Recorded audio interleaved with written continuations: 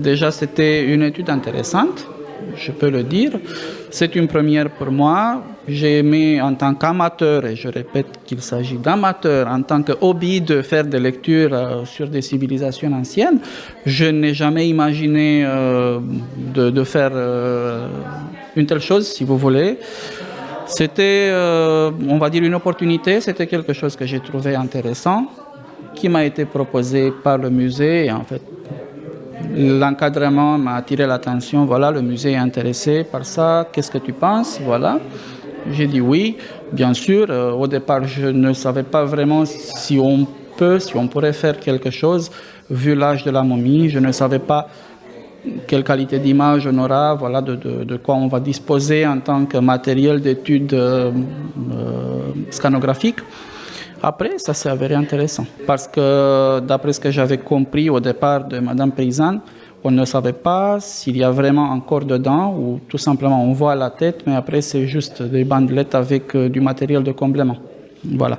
Et là, on a bien vu qu'il s'agit d'un corps, qu'il s'agit des pièces osseuses, même si c'est un peu l'amalgame, mais il s'agit bien des pièces osseuses.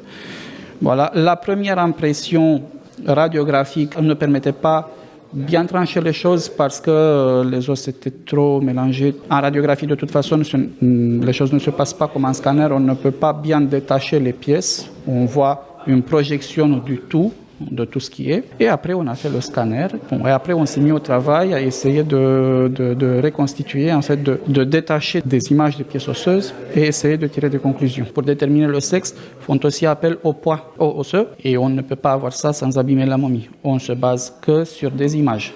Donc, on se base sur des images. Après, il y a certaines caractéristiques anatomiques, mais les caractéristiques anatomiques peuvent aussi être mitigées parce qu'en fait, on ne peut pas savoir tout le temps, comme j'ai expliqué même la première fois, je pense, s'il s'agit d'un mâle qui était gracile ou d'une femme adulte, enfin, où il y a des superpositions parfois importantes entre les caractéristiques.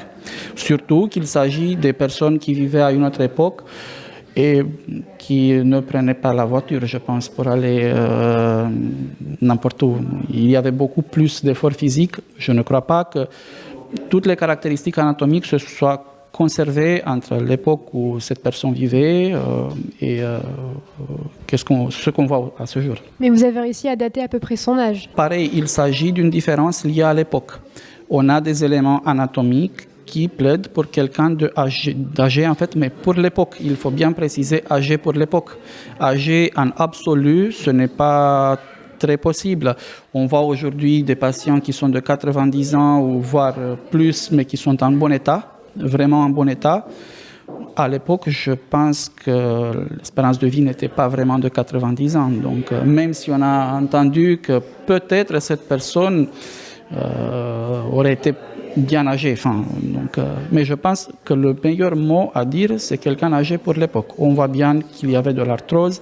On voit bien que peut-être, il y a des images qui signalent peut-être des pathologies vasculaires, voilà.